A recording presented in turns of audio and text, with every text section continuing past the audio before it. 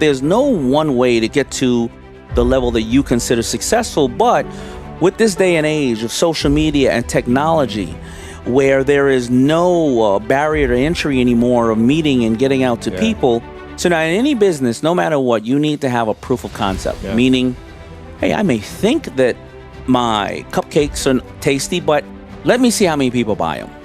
Now, if you can't even make a cupcake, I'm sure you can film a 30-second video on your phone of you making it or telling people about it, and you can get proof of concept if you have 10,000 people views your video. Right. Whatever, likes, whatever the case is, right? And then you take that and then improve on it and start the process, right? Before, it wasn't that easy necessarily. Right. You know, before when I made a shirt, I had to go and either sell it on the corner, sell it to somebody, and then I had to find the person the next day to sell it to them again. Or if I sold it to the store, who would they sell it to? Who walked by and pick it up? Unless I'm going to sit in the store all day. See. Was it a woman? Was it a man? Was it a kid? Did they buy it for themselves? Was it a gift? Did they buy it to wash their car with? I have no idea. Did they haggle over the price? Now, you know. You're on the computer, you go, boop, oh, somebody bought it. It's an 18-year-old kid, lives in California, loves a skateboard, has a pit bull, and has a bad case of dandruff. This is where we are today. So you can test your concepts very, very easily, and you can then be more equipped to go out to the world. And you'll find funding. There's so many ways of getting funding now. The person who learns the most from Shark Tank, whether the viewers or anybody else, is me. I learn from, I joke about the other sharks, but all joking aside, I learn from them, and I learn from these young men and women who are coming up here and they're doing business an entire new way. Little Mo Bridges, you know, he came on the show, young man, very laser focused on making bow ties, him and his mother.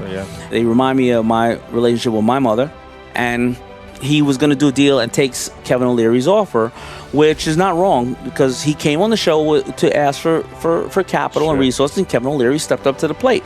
But I told him that if he would have taken that $30,000, you know, if I would have taken that back then with the FUBU days, it would have been worth a couple of $100 million, right? Because of, the percentage. So he decided to decline the deal. I became his mentor.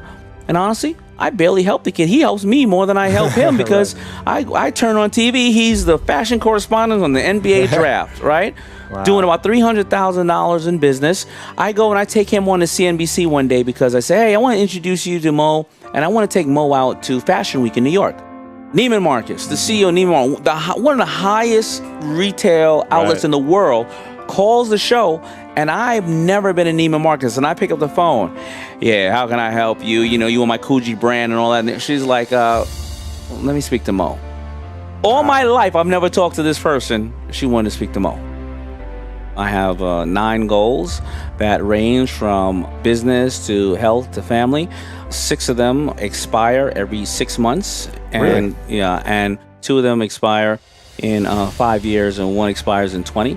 They're very, very detailed in what they are, and the reason is I want them to be the last thing I think about when I go to bed.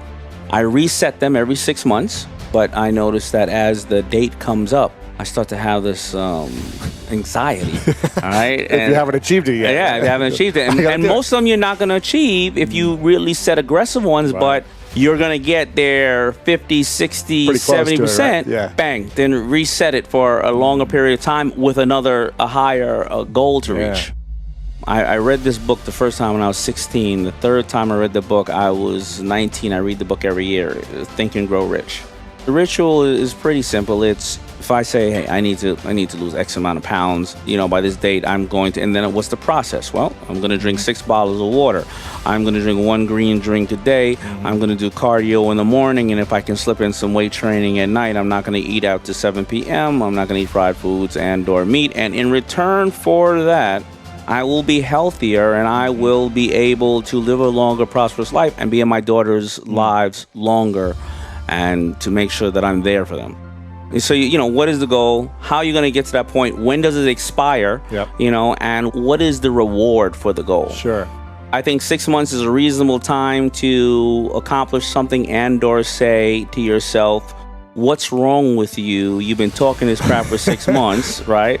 I think that also in 6 months you can see the change, because if I sit there every morning and I sit there and say I'm going to have a green drink or a banana for breakfast, then that's one less time that I'm going to have that everything bagel with sour cream and salmon and all that stuff. And by the time the 6 months go, I probably done that 40 times, 90 times, and you start to see the difference in what it is. So the 5-year one, I want to be somewhere in, what are we going to do in 5 years? I don't know. And then 20-year one is always going to be about that kind of, as you look over, as I look over my family and my health, your legacy, and legacy to some extent. And hopefully then I have to reset the 21.